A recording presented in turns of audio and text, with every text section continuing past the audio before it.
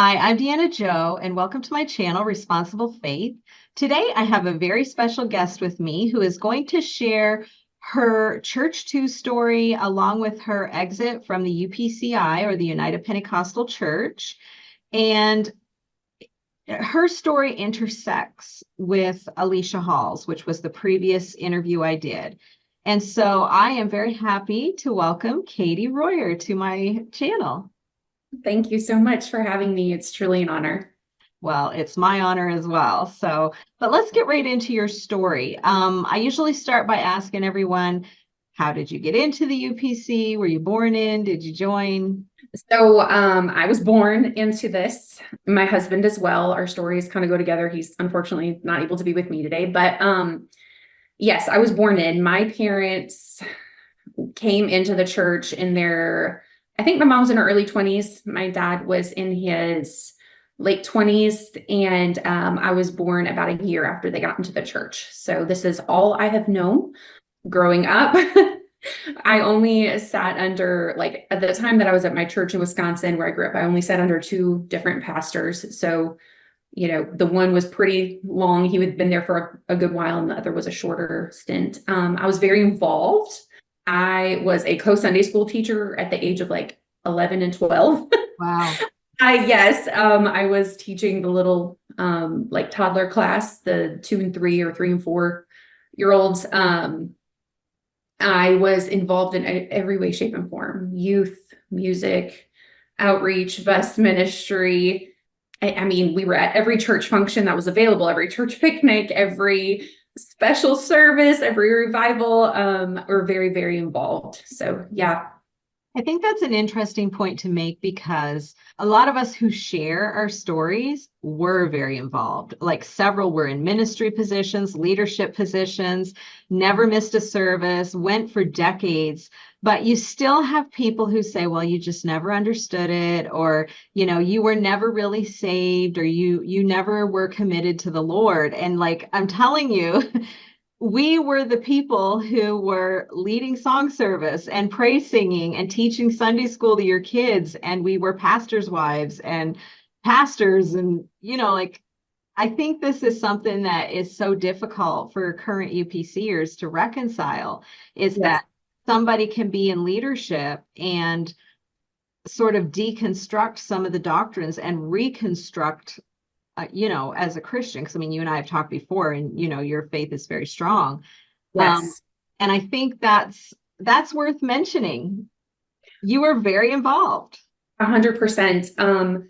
So I actually stepped down. So I was the music director at my church, that we left we had just moved here. So I was I think about a little over a year, but then it was at that point that I actually stepped down for ministry for the first time in my life. Like, I mean, because I was doing bus ministry actually before I was even teaching Sunday school. So, I mean, I was on the bus with my dad nursing home ministry. We go to the nursing home as well, and do services for them. So, I mean, literally as long as I can remember, I've always been involved in ministry of some sort.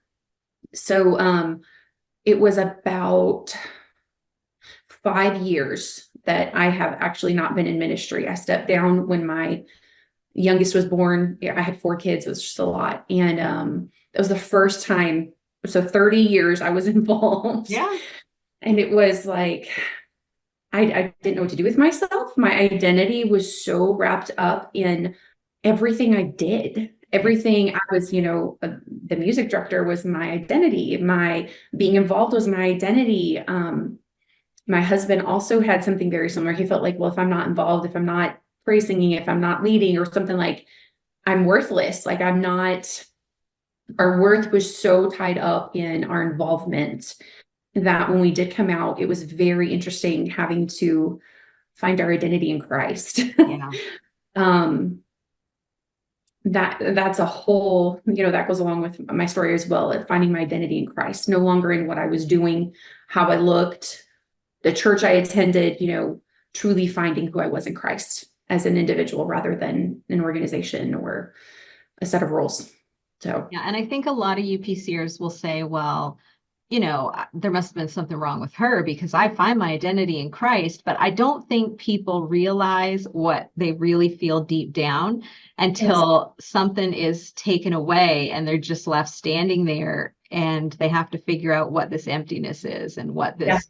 this anxiety that they have that bubbles up is. And so it's easy to judge people when you haven't walked a mile in their shoes. But yeah, I always say, people say, oh, our UPC church is loving and kind. And, we're not like the churches you talk about. And it's like, have you left? Because until you've left, you've never experienced really what your church is like on the other side of things. And it's the same with stepping down from all of your leadership and just stepping back. You think Yeah. but Yeah. you don't know how it's going to feel until you actually do it. Yes. Let's talk about what your time was like in the UPC. So, I mean, I know that I walk a fine line with these stories, don't we? Because I'm not doing this to hurt people. I love a lot of UPCers. I think there are wonderful Christian people in the UPC, but I think that my love for the people in and our love for the people who are trying to transition and leave and find their place, it compels us to tell the truth Yes. and to Yes. try to do it in a way that is as loving and kind as we possibly can be, but that's also honest. And Yes. so there were good times. I had some great times. I'm sure you did too. And there were some times that were not so hot. Some of the rules were a little heavy. Yeah. Some of the things that were taught were actually biblical, and it did keep us from trouble and problems and stuff like that. So maybe talk about what your time was like in the UPC, even as a young person growing up and as a woman. Yes. Oh, okay. So, yes, lots of really good times. So I was homeschooled as well as being a part of the UPCI. So I feel like, not I feel like, I definitely did live a very sheltered life. Okay. We did a lot of things like with our homeschool group and different, things like that. But as far as being exposed to the real world, I wasn't. I just wasn't. Church was my life. I think I was like 14 and a half or 15 when I started working. I kind of started to get exposed to that, but no, I was a part of youth group, so that was always a really big, like my youth friends was a huge highlight of my growing up. I definitely had an incredible like group that we had. I'm not necessarily still in contact with all of them. Some of them I am. We still chat every now and then and whatnot. But looking back, with the retrospect, you're like, okay, you definitely see the good, but you also see like you didn't realize how, I don't want to say bad, that's not the right word. Just I guess maybe kind of how oppressive things were. Yeah. Like in regards to the rules as a woman. Like there just could never be scripture given for like why we couldn't wear, like I couldn't even wear clear nail polish. Like there was some churches that did allow clear nail polish. Mhm. Like clear nail polish was like, oh my gosh, you want them to be shiny and drawing attention to them. Um, It always goes right to the motives of these evil little girls who want pretty pink, sparkly fingernails or shiny fingernails. It's like, how evil could this child possibly be? yes. And so like that and jewelry and like there could never be like specific verses given other than it's linked back to pagan worship. I remember sitting through some, I don't know if it was like Ruth Reader or there's another lady. It was one of them that like had this whole series about how everything's connected spiritually back to, like when you have earrings, you put a hole and that can allow a spirit to come in and like weird off, like thinking about it. And I'm like, that is so weird to like think that something can have so much control or power. I don't know. It's That's weird the gymnastics they had to do because they didn't have scripture. yes.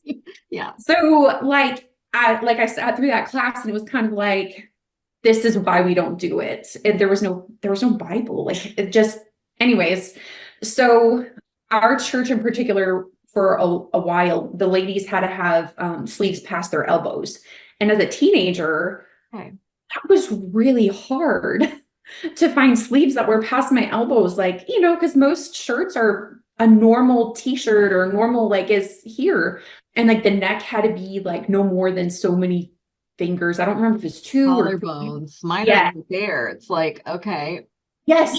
Right here's mine. So I'm gonna suffocate. I'm very claustrophobic as well. So like if we had a jean skirt, we had a sore split like 3 inches past our knee. And like there's just a lot that like, and then trying to find jean skirts, they were so expensive. It was like $60 That's, 25 years ago yep. for a long denim skirt. And that's a lot of money for 25 years ago. Yeah. It was very difficult. Now, I did not deal with I didn't attend a public school, so I didn't deal with the criticism of that. Mm-hmm. Um, but it was hard, like playing sports. I was allowed to wear culottes, which is like a skirt, but that's split, but it's real billowy. I did look different. I did have that. And I never understood, like, there was just never a clear understanding of like in scripture why. It's just this is what we did, this is how we did it. So I always did. I definitely followed the rules. Like, yes, I wanted to wear clear nail polish or whatever, but it was never ill intentions. Like, I was a kid. My heart was I just wanted to try things. Like, there was no like, oh, rebellion or whatever. Well, and it's part of it too, is that girls like pretty things. And so they have this really strong stance that they take where, we want this distinction between male and female. We want our men to be men and our women to be women. But then when the women like the things that a lot of girls like pretty things and sparkles and joy, it's like, no, you're vain, you're Yes. rebellious, like then they like go after your heart and your motives for just normally liking pretty things that a lot of girls like. Yes. I wholeheartedly agree with that. And I do feel like part of that like natural girl wanting pretty things, wanting to look nice was definitely just kind of stifled. I actually feel like I ended up dressing way older than I was because I couldn't find modest things that were, I don't want to say trendy, but what other people my age were wearing. Right.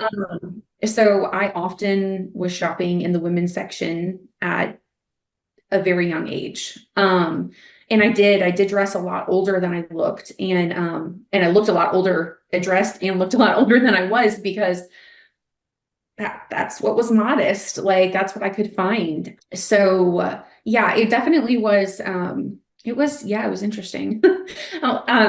Just trying to navigate that as a teenager and wanting to feel normal. Yeah. Like,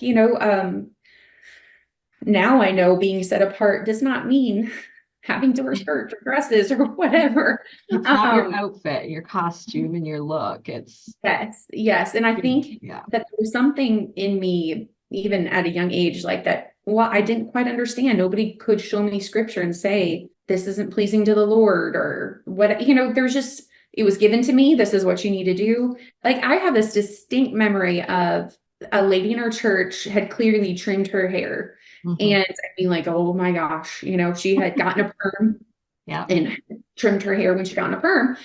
And like it was somebody pointed it out to me and they were like, look, she trimmed her hair. Oh my goodness. Like it was this whole big thing. And I was like, oh, she trimmed her hair. And like, but I'm like, why? Like, why was that pointed out? Why was that magnified? So much emphasis on the outward, so much emphasis for the women on the outward. Yeah, and it's so oppressive. I think it's the oppression of it all that makes people scorekeepers. It's like, well, if I'm going to have to fight with the hair I have and you are going to cut your hair, you shouldn't be accepted because what I'm doing is hard. I don't know if they really put a finger on the root of why they resent people who don't keep the rules, but that's got to be it. I agree with you. I definitely do. And like my hair was really long. My mom didn't grow up with long hair, so she had no idea what to do with my hair. Thankfully, I had a wonderful young lady in my life who would help me on Sunday nights. She if she would do it for me and then eventually got to where she taught me how to do it. If she hadn't, my hair would just be in a braid all the time. But So like how long did your hair get? so my hair after I had kids, by the time when I had kids, my hair like doubled in length. Yeah. My hair was it was like right touched right above the floor. Like my Wow. very ends would, yes, comfortably around my ankles if you were to just kind of like pull it down at the floor. So it was a lot growing up. Like I definitely had good times, like youth rallies, and I looked forward to all those things. But then also looking back, there was definitely that oppression as well, and seeing that, and that's what I felt. Yeah, And knowing, there's a price to pay to gain acceptance in a high control group. And acceptance feels good. It feels like you have this big family, this big community, but there's a price to pay. And the second you step out of that accepted set of boundaries, yeah, all of it's gone. yes, Or at yes, least in some cases, the people who do right. still maintain contact, it's weird. Because we've been preached at all of our lives, or as long as we've been in church, like when somebody leaves and they cut their hair, they start wearing jewelry, and we're preached at that the first thing that goes is a woman's looks. And that shows her true heart, and Yeah. she's rebellious, and that she was never really a part of this, and that like she's no longer saved. She didn't like it. It's preached. So then when it's preached from the pulpit, that is everybody's mindset. So I left and I changed how I looked. I know because I was a part of those conversations. I know what people, I haven't been told that's what they said, but I know because I was The way they think. yes, because I was part of those conversations. Did you see so and so, or look at their Facebook, or they're no longer part of the church? You can definitely tell because look at their updated picture, and it's like we became so dependent on the outward, so dependent, and it's sad. Like I was a part of that. Like that was my mentality as well, was, oh, she cut her hair. Like you didn't have to post about why you cut your hair, like we see you cut your hair, type mentality and attitude. Like we know you're no longer part of the church, if you cut your hair. Like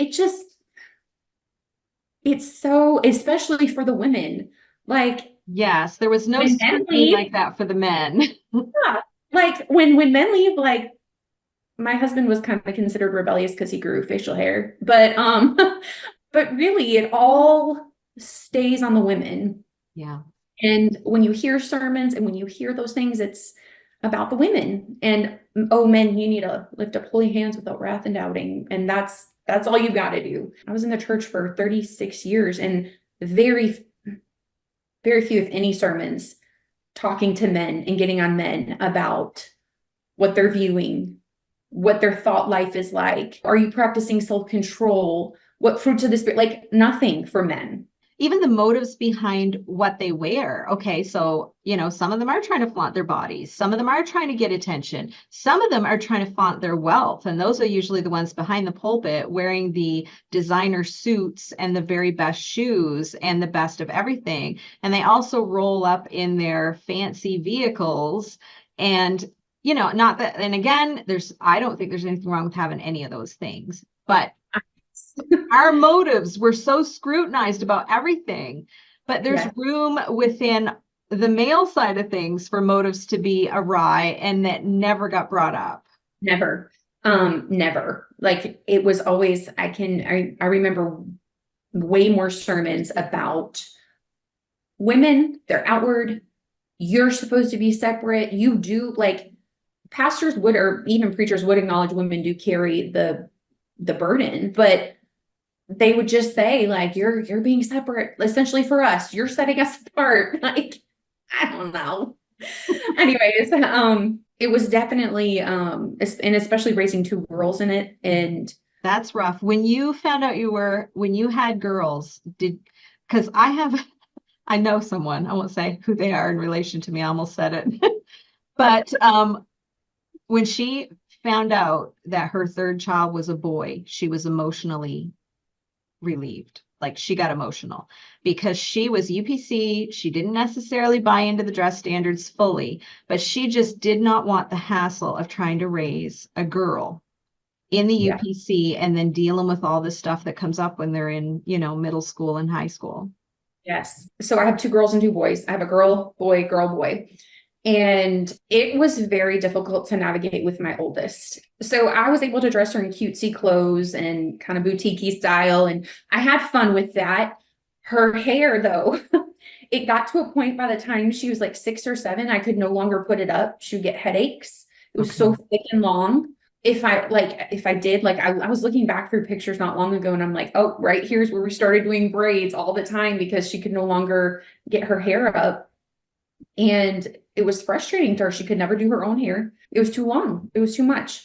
And even the transition from like a little girl to a teenager, that preteen stage was very difficult for me because, again, finding modest, appropriate clothing, like I felt like she went from looking like an appropriate child to an adult, Yeah. because we went from, cute stuff that I felt like was not, I don't know what the word is. Like, I just felt like I could pull off normal for her. And then we just went straight to like pencil skirts and tunic tops and high heels. Like there was no transition. It was, again, and I felt like she was dressing older than her age because, again, that's what's modest.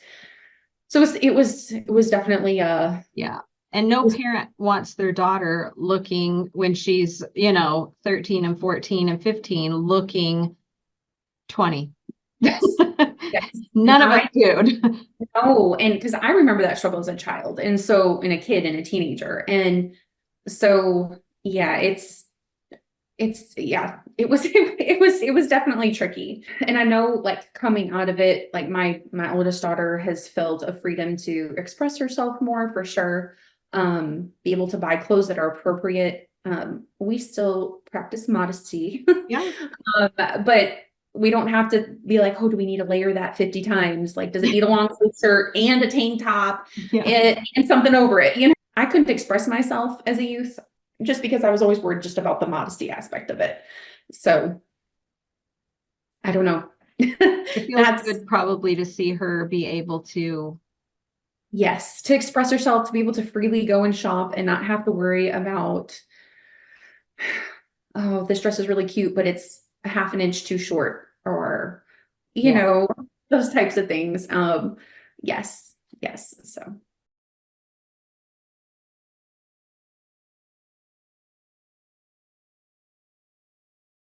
So you had several leadership roles when you were UPC, but you eventually cut your hair. Talk about that. Yes. Okay. This is an interesting, non-UPC normal thing. Yes.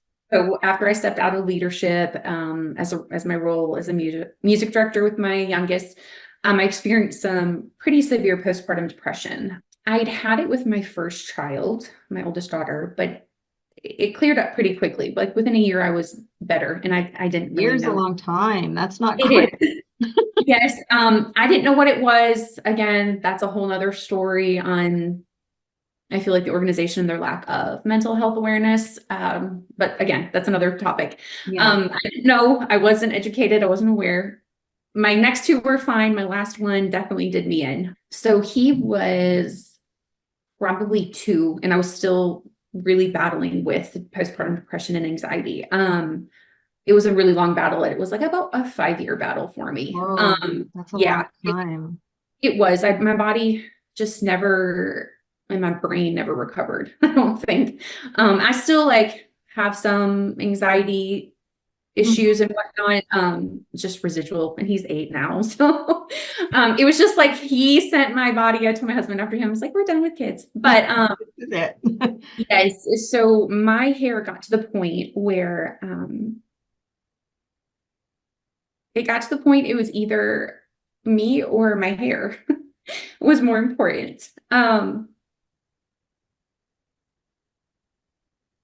And I couldn't handle spending 2 to 3 hours in the shower, combing through it, brushing it, because I dreaded washing my hair so much. It was almost to the floor. I have like a naturally wavy, curly, kinky pattern. So I would go well over a month between washes because I just couldn't do it. I dreaded it that much. And I vividly remembered my breaking point because I was in the shower, it was freezing because I'm still working through all the knots in my hair. And it's the only place I could do it because I needed a bottle of conditioner. Right. And I told the Lord, I was like, it can't be your will that I am this miserable all because of my hair. Like I can't do this anymore. Like I couldn't, like I physically in my mind, like, and I was just not at a super great place either, but Right. I was like, my hair has got to go. Like I can't do this anymore. So I didn't tell anybody. I just went and hacked it all off. Um, so the lady was like, you don't want to donate this. You don't like what she knew that there was something going on when I came in because I was like, just take it off. Like, and so I had it cut right about mid back. And my hair Which is is so, still very long. yes, Yeah. yes. It was, in fact, I wore it down after I cut it and I had somebody tell me, oh my gosh, your hair is so long. And I literally laughed out loud. I was like, It's half as long as it used to I said, be. I just got it cut and it was to my ankles. And the lady looked at me and she was like, oh, Oh. yes. So, because my hair was so thick and long and I always wore it up, I just continued to wear it up. But it was so much more manageable after that that I could function. Like it didn't take Right. me 2 hours to wash my hair. Didn't take a whole bottle of conditioner. Like, and I came home and I told my husband I was like bawling. I was in probably a meltdown. And I said, "You're gonna hate me. You're gonna want to divorce me." And I was like freaking out. And he was like, "What did you do?" Like he thought it was horrible. He thought He's bracing himself for the worst. I said, I cut all my hair off. He was like, because my hair was up and I took it down. He was like, you did not cut it all off. I was like, I felt like I had. And I just continued to wear it up. So that was actually 2019 that I had cut it off and we didn't leave until 23. So I had cut my hair long before we even left the organization and it had nothing to do with rebellion, Oh, had wow. nothing to do with um all the things that are associated with why a woman wants to cut her hair.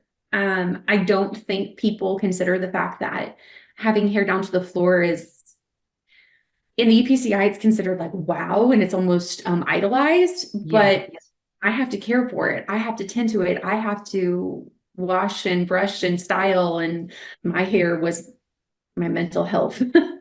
They Yeah. were intertwined. And so I just wore my hair up all the time. Nobody ever knew. And my kids never ever saw my hair down because again, I couldn't wear it down. It was so long. So they didn't know. Nobody knew. And I guess you could say it was like hiding it. I just knew that there would be condemnation, that there would be judgment, and that people truly wouldn't understand. And I would rather hide something and not have to explain it than deal with the judgment, especially the mental state that I was in at that I time. was going to say, in considering everything Yeah. you were dealing with your mental health, the last thing you needed was to be the talk of the church. Yes. And I had been the music director, so immediately would go to, oh, she's backsliding. Yeah. Um, and the thing is I wasn't. Like we were still wholeheartedly in the church. Nothing changed. And I think for me, so I'd actually, this is kind of a part of my story too, but when I was a teenager, I had, which I'll go into, but like I had left the church for a short time and I had cut my hair then as well. Nothing bad had happened. And so I knew that, all the things that you're told Right. are cut your hair. So in 2019, though, I felt like, I was an adult, I had kids, I had a family, I had a husband. Those types of things, like I cut my hair, nothing that happened. Like me and my husband are still together. Our marriage is still intact. My children are healthy. The Lord has kept us. Like my walk with him is better than before. Like, I don't know. There's so much that's talked about and so much emphasis put on hair, the power that's in your hair and all of this. And I came to find that none of that was true. So I think that was for me kind of a point that when we left, like it, the hair was not an issue for me from let my girls cut it or for me to go shorter. Obviously I'm real short now. But yeah, it became it was like a non-thing for me. And in my circle, in my, like where we're at, like it is very much preached. There's power in women's hair. And that is the rhetoric here. It's not some wacko UPCI person preaching it. It like truly is like it was preached at churches. It's preached at women's conferences. I've been told stories of how people have been healed because their wife laid their hair on them or laid their hair at the altar or, whatever the case has been. Like I'm privy to all of that. I know those things. Young ladies, I want to preach to you for just a moment, because there truly is power in your uncut hair. And I feel this in the Holy Ghost. Something's going to shift in this atmosphere here in just a moment. But when man, who is the image and the glory of God, fell in the garden, the glory was lost. And so what did God do? God said, I got to cover my glory. I got to protect it. So what did he do outside of the Garden Eden? He took those cherubims and he said, I'm going to place them here, and they're going to be defenders of my glory.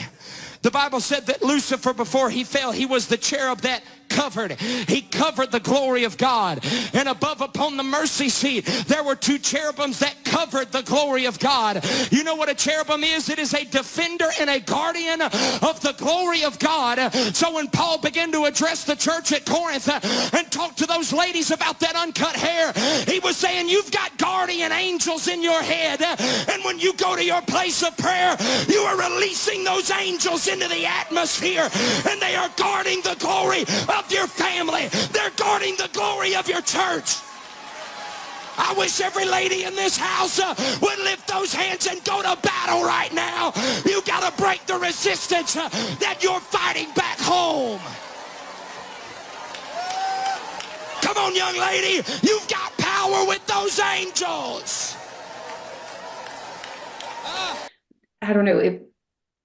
Yeah. So that's how so my hair was cut for 19, 20, 22, like 4 years before we even left. And nobody knew, because I just kept it up and could still style my hair the way I'd styled it before. I just had 4 feet less of hair, you know? So. Usually when you're UPC, by the time your hair hits the floor, that bottom 4 feet's not that thick anyway. So getting rid of it's just getting rid of tangles. It's not like you still can't build a big UPC hairdo with what you have left.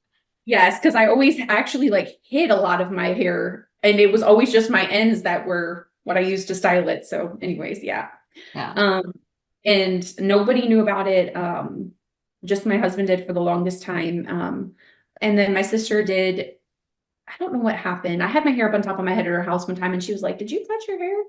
I was like, yeah, actually like 2 years ago. And she was like, really? So that was interesting. Her and my husband were the only ones that knew for the longest time.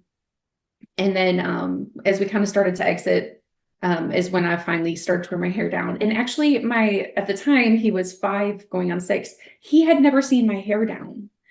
And because I just always wore it up. And so he was like, Mom, your hair is so pretty. And I didn't realize, I was like, because I just always wear my hair up, like he's never seen my hair down. So yeah, that's my hair story. So you mentioned that you had left the church for a time when you were younger. And I know that was on the tail end of a terrible situation that you had to deal with. Can you talk about that a little bit? Absolutely. So I was around 15, 16 when pastorship changed over. The pastor that I had grown up under, I do want to say very authoritarian. It was his way or the highway. You had to go with him with everything. It wasn't encouraged for you to work out your issues with your brothers and sisters like you went to the pastor about everything. It wasn't a great leadership situation. So our church was kind of coming out from under that. And the new pastor and his wife came in. Am I allowed to say names? Yeah. Okay. So the Huses, Scott and Brenda Huse, had come to take over with their family. So their son Travis had come and was with them, and he was done with college, so he was going to be there at the church with them. And then their daughter was still in college at it was at the time Gateway. It's now Urshan. Right. So she had just come to visit. We got to meet her, but she was going to be going back. But Travis was going to be living with them and here, or there. I'm from Wisconsin, so this is in Wisconsin, by the way. Sorry, I should probably tell that. So, and pretty much immediately, Travis was put into like leadership roles. He became the music person, director, whatever. And then he started piano lessons, and then Bible quizzing was a ministry that he was over. So we had tried Bible quizzing as kids, like younger, but it's a lot of dedication. And so we hadn't done it for a while. Me and my sister and a couple of other kids joined. During this time, And looking back on everything, so I'm going to say this, and I do want to say this has been through I've been through a lot of therapy. I'm very pro therapy. Yeah. So what I now know as grooming, I was definitely groomed for like a full year by Travis Huse. Yes, predators. People need to realize that predators are often very patient. Yes, very. Yes. I mean, I could tell you all the stories of the different instances that were grooming that I didn't know were grooming. There were things like a lot of innuendos. He would say a lot of things. And again, I was sheltered, so I didn't quite catch things. He would often place himself in very close proximity to me. So if we were like doing quizzing, like he would sit right next to me or be right across from me and like our knees be touching, but like in a, okay, we're going to do this, let's quote your verses. There was like, he took something one time of mine and would like came and showed up, was like, hey, I've got it, like, and I was like, why would you take it? Like, well, I've been looking for that. Like it was a present. Like there were a lot of things that happened. We spent a lot of time together. So yeah, it was a full year of grooming for sure. And for people who don't fully understand what grooming is just like a gradual breakdown of normal boundaries, but it's done very carefully, little bits at a time, till you get to the point where you have this weird rapport with this person and things are not in a normal place, like they're beyond that. You're more open to unusual behavior Yes. from them. Yes. And so that's how they open the door to being able to further do inappropriate things and have the assurance that you will be less likely to tell or to raise red flags.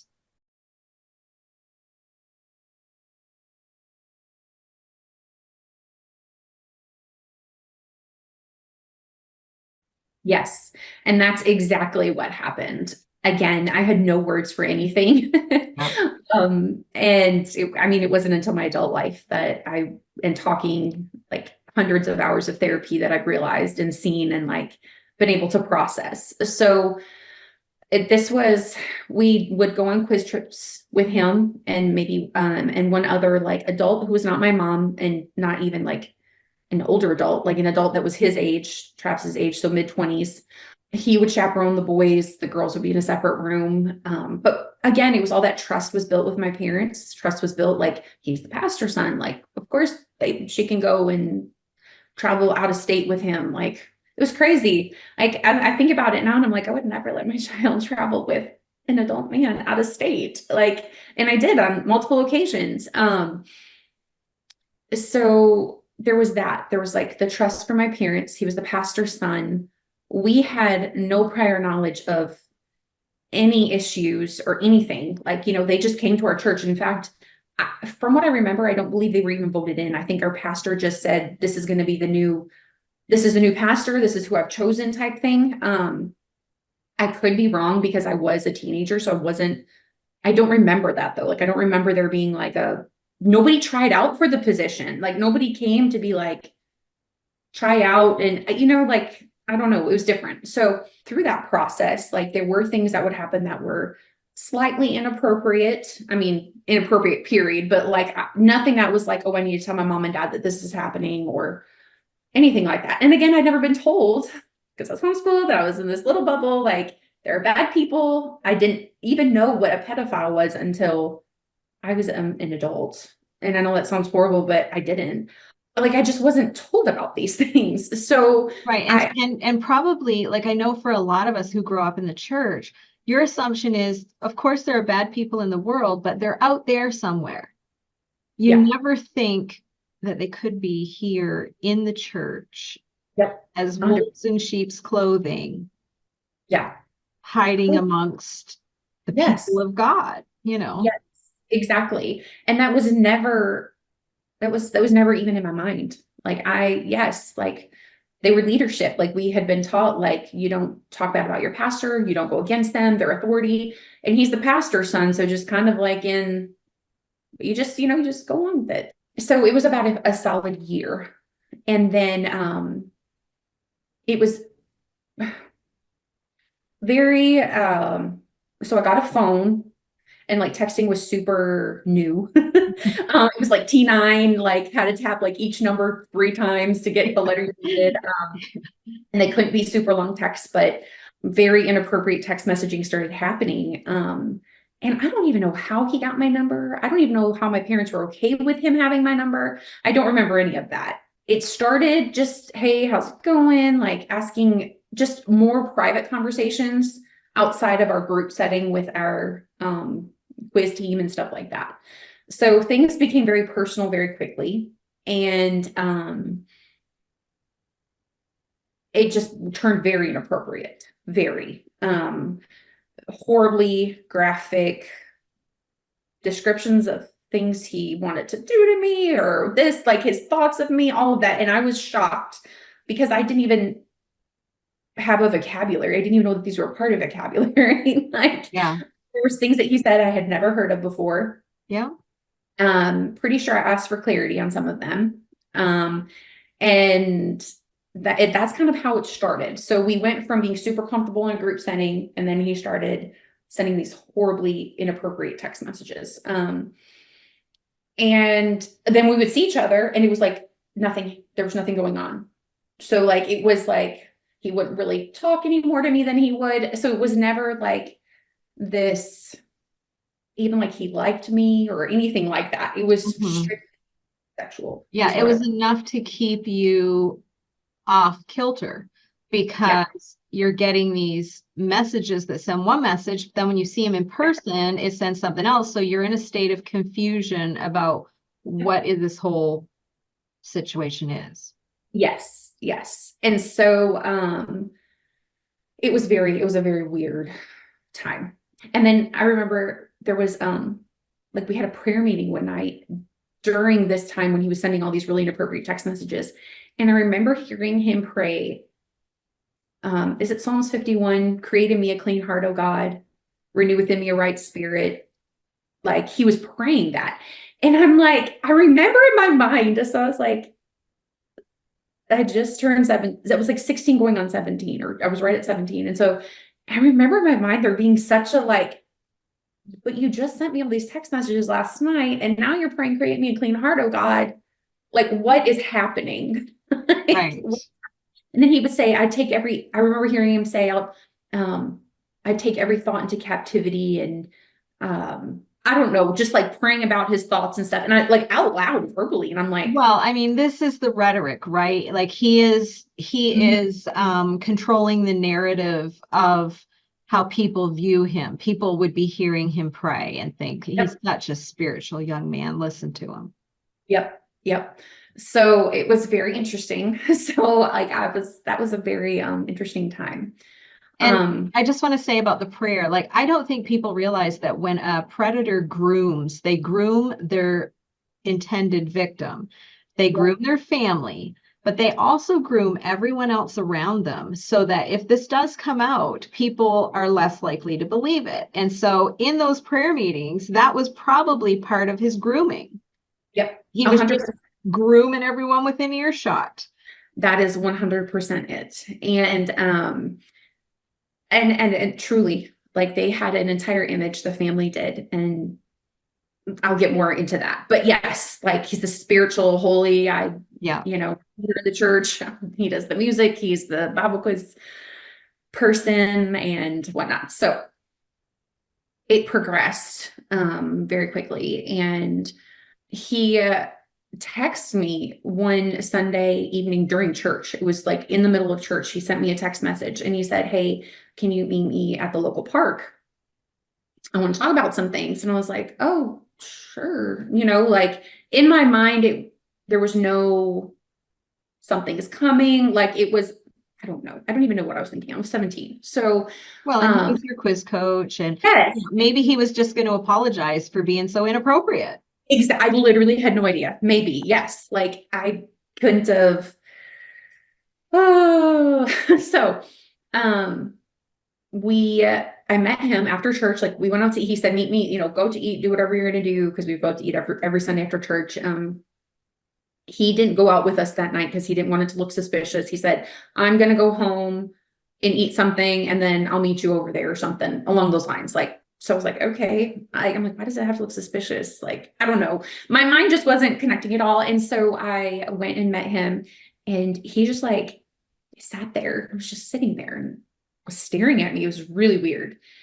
And like for like 10 minutes, he was just sitting there and he was just like staring at me. I was like, okay, like, are we gonna talk? Like, what's going on? And he didn't say anything. There was nothing said. It was very bizarre. And so he was like, let's go walk. And so we go walk. And so I'm walking, and I'm dressed in like my church clothes still. Like I was wearing a suit and a skirt, like a suit jacket and a skirt, and pretty sure I had pantyhose on because we wore pantyhose. And like, it was August, so it was hot. And I was like, okay, I guess let's go walk. Like, I don't know. So we're walking, and all of a sudden he like grabs my hand and starts holding my hand. And I'm like, I said, what are you doing? And he just like kept walking and wouldn't respond. Like, it was very weird. And so we went and sat down, and that is when what I'm gonna say is an assault. Definitely. I did not ask for it. I was not consenting. It just happened. Looking back and being able to use words that I now have, I would say ravaged would be what happened. I was just shook, shocked. I had never been touched like that. I'd never even been kissed at that point. Like, it was very shocking. And after that, several more happened. Just the way things progressed. I didn't know I could say no. There was a lot of confusion on my end as far as like, what is happening? Like, what are his intentions? There was never at any point anything said about like, he liked me, he wanted to pursue a relationship with me. He wanted me to be his girl. Nothing as far as Which that. all would have been inappropriate anyway, considering you were still 100%. a kid and Yes. he was like in his mid-20s, but still, like, in your kid mind, you know, he never ever let on that he was thinking of you as his girlfriend. No. In fact, I think we had a conversation, and I asked him something along the lines of, I'm not going to try to quote myself because it was a long time ago, but asking him like, where is this going? Or, like, are you my girl? Am I your girlfriend? Are you my boyfriend? He was like, oh no, it's nothing like that. And I was like, okay. Like, I was like, well, what is it? And he's like, I just don't have a definition for it. I'm like, okay. Like, again, 17, super, super naive. Like, Yeah. I was literally as naive as they come when it comes to stuff like that. And so there was several more over about 8-week period that happened. I can't give you a why as to why I continued to do it. My home life definitely wasn't great. That could be part of it, is that he was giving me attention. Yeah. That is something I talked about with my therapist, is he saw that I just things were not great and took advantage of that potentially. I had attention from somebody, and it was in a more, not positive, definitely, but what I felt like positive, like it wasn't in a negative, what I felt was negative at the time. Mm-hmm. Yes, definitely negative. Yeah, but I mean, your thought process at the time was that of a very innocent. Yes, 17-year-old, homeschooled, was in church all the time. So like, I think it's really hard to like portray to people, like, we didn't have the internet. Like, the internet was a very new thing at that time. We didn't even have internet at home. So there wasn't like, I don't know, like, I just didn't know about these things. And I also so think that people who were never UPC, or maybe who were in a healthier UPC church with a healthier pastor, underestimate the amount of pastor worship and the esteem that the pastor and his family get. So yeah. to get attention from the pastor's grown son, if Yes. if your heart is longing for attention and affection and approval, would be like so flattering for a kid your age. I do agree with that as well. So, well, then one night he was like, well, I told my parents what happened. And I was like, oh, you told your parents? Like, what does that mean? Like, I had no idea. And like, I remember feeling like completely full of shame, because I'm like, what did you tell your parents? And things definitely progressed. I'm just going to kind of put that out there. They were to a point that, I was very ashamed. I'm like, what did you tell your parents? And like, I didn't know. He never told me. I still to this day don't know what his parents knew about what happened to me. And he's like, so you need to tell your parents. And I was like, I need to tell my parents. What do I need to tell my parents? Like, it was so weird. So this is something that I found was a pattern with him, is like, he would sin and he would do horrible things and atrocities or whatever he was doing. And then he would go tell his parents. So like, I don't know if telling his parents absolved him, or I don't know. Yeah. Do you think that for him, he would feel maybe like he was getting close to being found out, and so telling and having control of the narrative was way better than the entire truth coming out? I don't know. That's really interesting. And I have not considered that. That's really interesting. So possibly, maybe make it look like it wasn't as bad as he thought. Downplay it. Yes. So with my situation, his parents definitely knew whatever happened was illegal. Yes. Again, I don't know what they were privy to, but he told me point blank. I told my parents. So then I had to tell my parents, and that was tough. Again, like, I didn't have the vocabulary to tell them everything that happened. The fact that it had built up, that I had been groomed for so long, like that inappropriate things had been said and done. And it would just, so that was really, really tough. So then right after that, they moved him. Like, he was just gone. And this is where your story intersects with Alicia's, if somebody watched hers. Yes, if you haven't watched it, definitely go watch hers, because it is very important. Yeah. And realizing the timeline of things has been hard. Yeah. To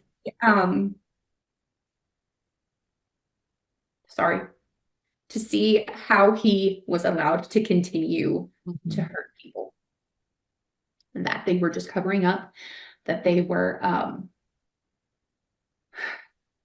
trying to keep his ministry intact, really, is what it came down to. So he was just gone, poof, like done. Like, I didn't hear another word from him for a while after that. We were called into a meeting with his parents, my dad and I. My mom wasn't there. And the first thing out of both Scott and Brenda's mouth were, please don't press charges. My dad's last name is Last. And so they were saying, Brother Last, please don't press charges. Don't press charges. Like, please don't press charges. And in my mind, I was like, press charges for what? Like, nobody explained anything to me. And my dad was a correctional officer. He retired. So he worked with prisoners literally every day, all his life. Like, and they somehow were able to convince him not to press charges. And there was no like, hey, we'll let her go talk to the police. We'll let them ask the questions, like, move on from there. Like, there was none of that. It was just, oh no, like, we're going to forgive. We're going to show grace and mercy, and we're just going to move on. And they told us, like, they told my dad, like, we've already taken care of everything. He's been moved off. He's, already, we moved him up north. He's not going to be an issue anymore. And I just remember reeling, being like, what is going on? Like, in my 17-year-old brain, trying to process, like, what is going on? So yeah. And then I also found out within the last couple of years that during this time, I don't know if Travis was brought back to talk to my parents, or if he had been back, and I don't really know how the whole situation happened, but my mom and dad sat down with him, and my mom read him a victim impact statement. And I don't know what was all said. She addressed some things. It was very weird. I found this out just recently, like within the last couple of years, when everything has come out. I didn't know that they had done this. And they sat down and talked to him and asked some very pointed questions. And my mom read him this letter, and I was like, what? Y'all got to sit down and talk with him? And I like, what happened? Like, I was completely left in the dark on everything. I was completely forgotten. I didn't get to read a victim impact statement. Like, nobody asked me how this impacted me. Nobody got me help. Nobody Right. me therapy. My mental health suffered after that. So after he was gone and all of that, I lost a good bit of weight. I couldn't keep anything down. I was so full of anxiety and shame, and there's so much. I still had to go to church with, again, I didn't know everything that his parents knew. I mean, they knew enough, but how detailed was he? What did he tell them? Like, and I personally was essentially forced to tell his mom, who was my pastor's wife, that I wasn't pregnant. And she was like, oh, okay, you know, that's good. And like, but my parents couldn't have told her for me. Like, somebody could have gone and stood up for me and told her, you know, these things. But I remember walking down the church aisle and like, hey, just want to let you know we're in the clear.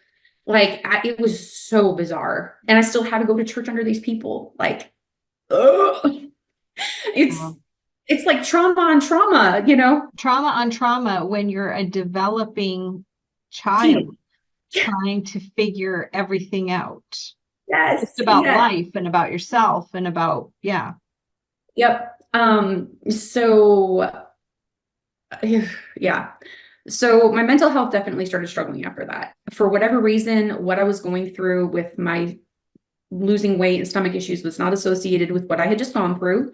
So I went through a host of testing, scans. I had to like drink stuff for them to look at all my insides. I had to have like a scope done. There's a lot that I had to have done. And we get to the doctor for all the results, and she was like, so I don't really see anything going on. She's like, have you been through anything really heavy lately?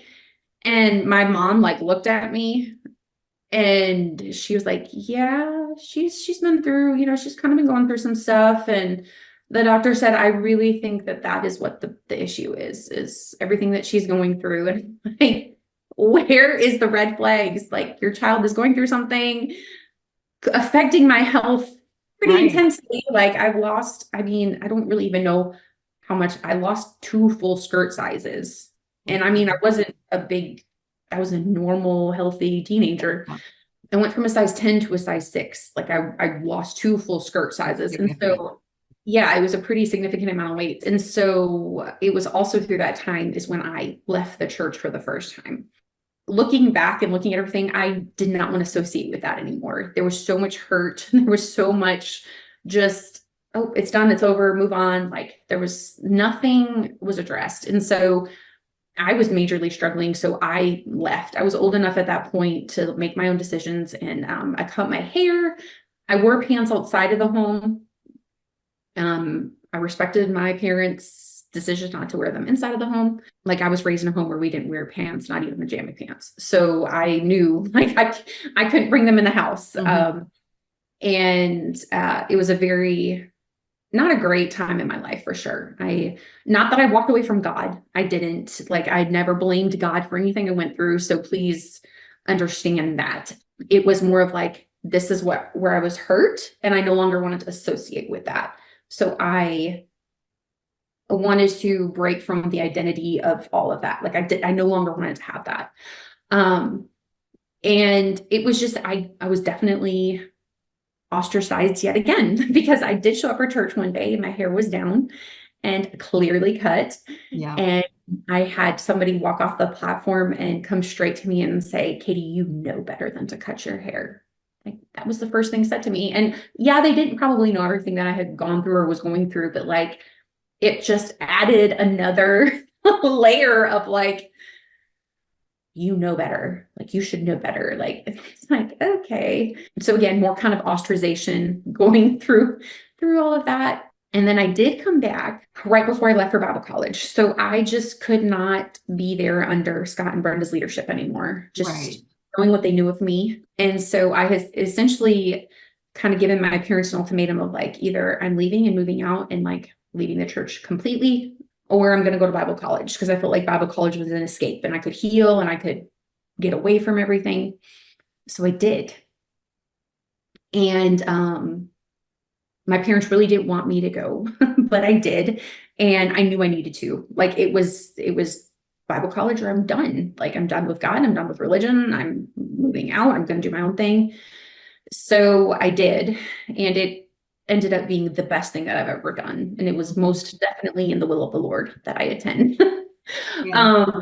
I met my husband there. That's where we met. And then I ended up being roommates with what I found out later was another victim of Travis. And that is wild. So kind of backing up, when Scott and Brenda sent Travis up north after what he did to me, they didn't tell the pastor and pastor's wife there what he had done and why he was up there. I do know that for a fact. I know that they were not made privy to the reason he was up there was, that he had everything that had happened. Didn't warn them, and he was put right into positions, and that's where Alicia and my story intersects. Yes, but they have no excuse because Alicia immediately told them Yes, it's been 100%. inappropriate. Yeah. Yes, that's where her story happened, and that's where he was like, I guess I need to apologize. Yeah, can you imagine? Yes, so Alicia and I also attended Gateway together. So there were 3 of us victims for sure, all in the same spot, and I didn't know. And what Alicia and the other knew, I don't know exactly, but we both were leaving to get away from That's the Huse, crazy. it's Travis and that whole situation. But weird turn of events. Travis's sister was my dorm mom, or like the dorm matron or whatever. Okay. And so again, I don't know what she knew. I don't know what her parents told her. I don't, it was so weird. And the fact that I didn't ask to end up like, you're assigned. And then my roommate, come to find out after some time, and we became very close friends through all of that.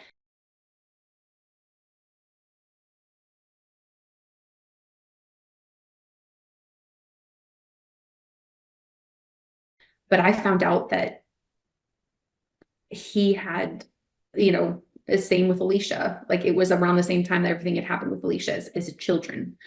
That there had been like 9, 10, 11 years old that it had happened to her. And I was like, it was then that I realized he's a predator. Like Yeah, you were a victim. It wasn't an equal, inappropriate situation. You kind of got a better picture. Yep. And I actually called the Fond du Lac Police Department raging mad. I was shaking. I remember I was on the highway because the realization hit me, like he's done this before. Like this wasn't a one-off. Like it all kind of started clicking. Like everything started clicking. And I called and talked to a detective at the Fond du Lac Police Department. Then I couldn't even get out everything. And the lady told me, she's like, well, based on what you've told me, like you do have a couple more months before statute of limitations is up. Like if you do want to move forward with it, but I didn't know. Again, this was like, internet was super new. I mean, email wasn't even a whole communication thing yet, like sometimes, but like, I don't know. Like, so there was nothing said like, why don't you go to your local police department, let them take a statement, and then we'll read over it. And then nothing was told, I wasn't guided correctly. Right. There's no blame put there. I do believe everything worked out the way it was supposed to, because, fast forward to 2.5 years ago, we were able to move forward with charges and all of that. So, for 18 years, I've gone through different therapy. So more like the last 10 years, I've done therapy, counseling, and that's through all of this. I've realized like what I went through. Again, I didn't think there was anything I could do because my statute of limitations would have been up. I just didn't have the knowledge. I could have pressed charges back when I realized it. I just, again, didn't know. So my roommate in college had reached out to me no, she didn't reach out to me. I saw it on Instagram that Travis was getting married. And I freaked out. I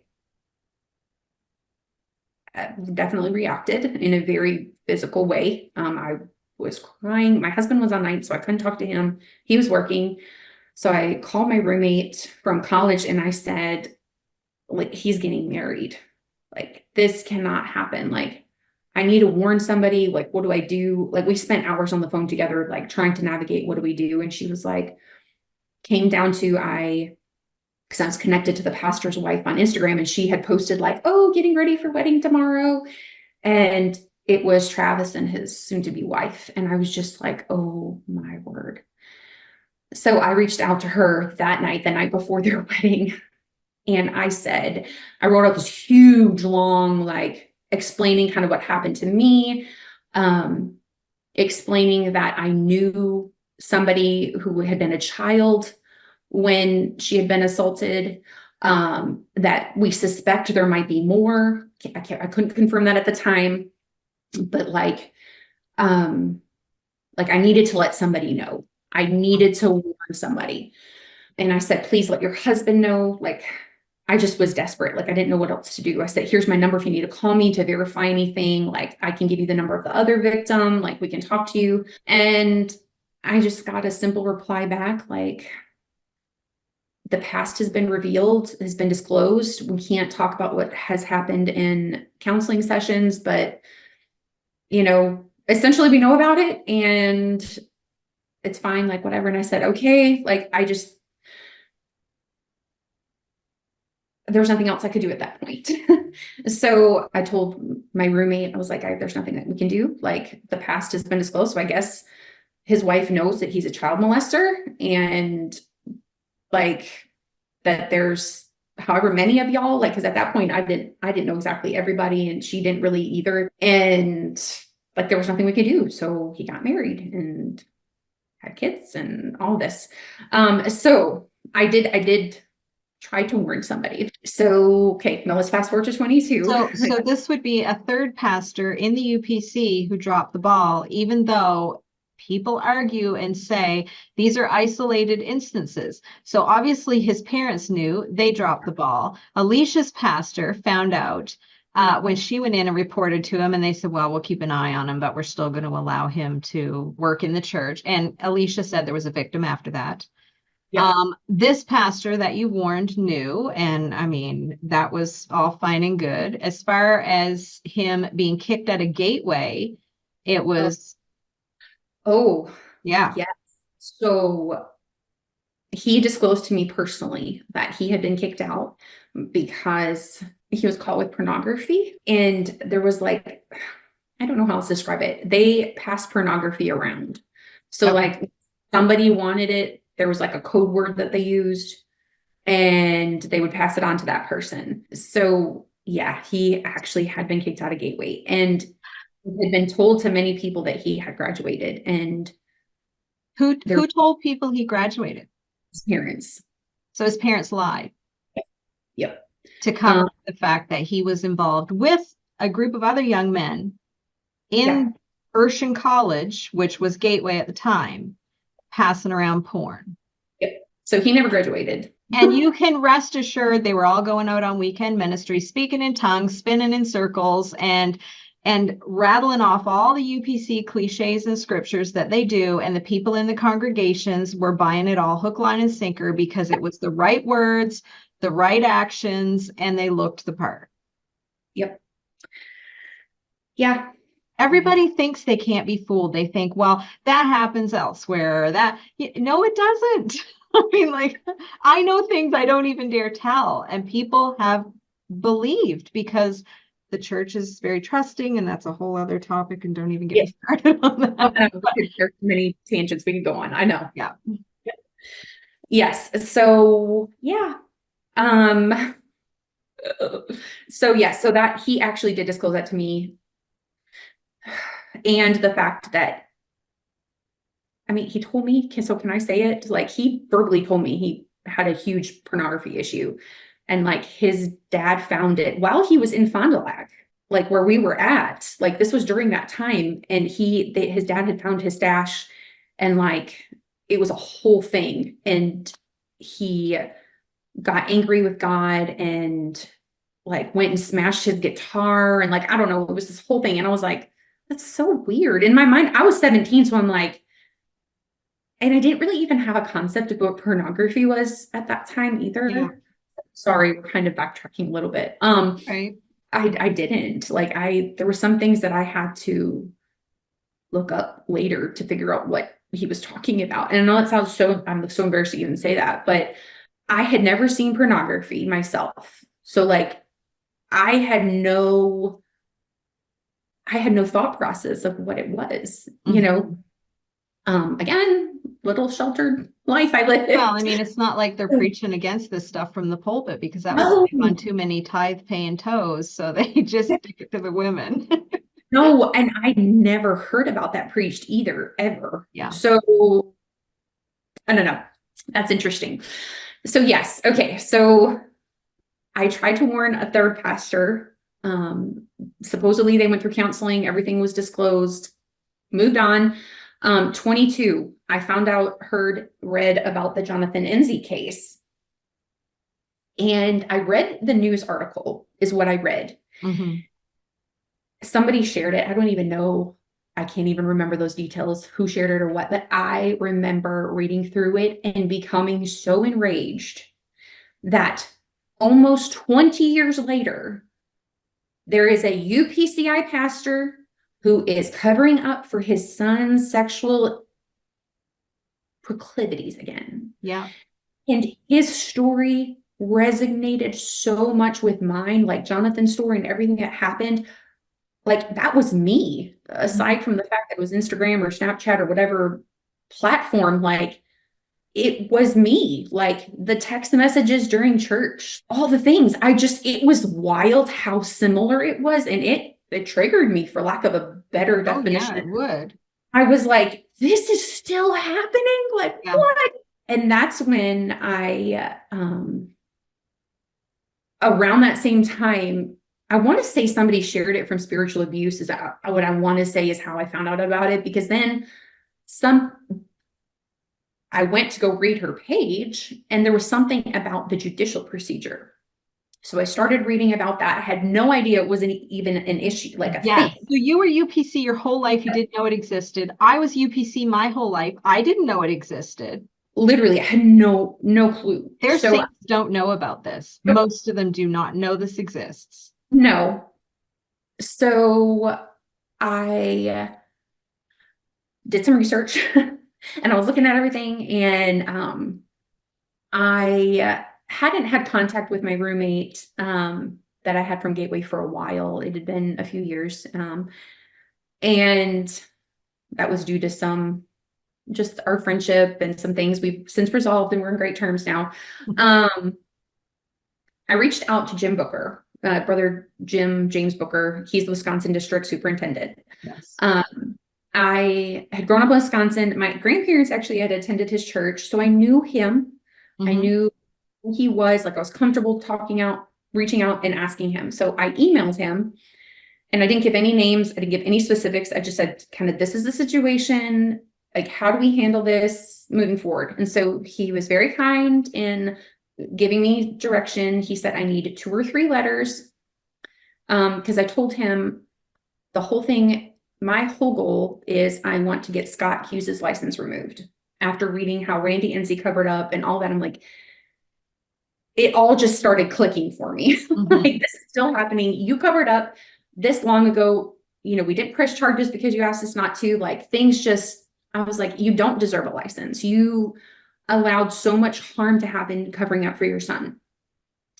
So I messaged Jim Booker asking, you know, what do I need to do? Kind of explain the situation. He said, I need 2 or 3 letters to get the process moving. He explained everything to me, how it would work, potentially this and that. So I talked to my dad, because my dad was in that meeting with us and can affirm that he did ask us not to press charges, and that he did indeed cover this up. He said he would, but I was like, I would like 1 more letter, because my dad's letter would be 2, but I wanted to reach out to this other person and see if they would be willing to write a letter as well. And again, we hadn't been on great terms. And so I didn't know if I was even going to get a response.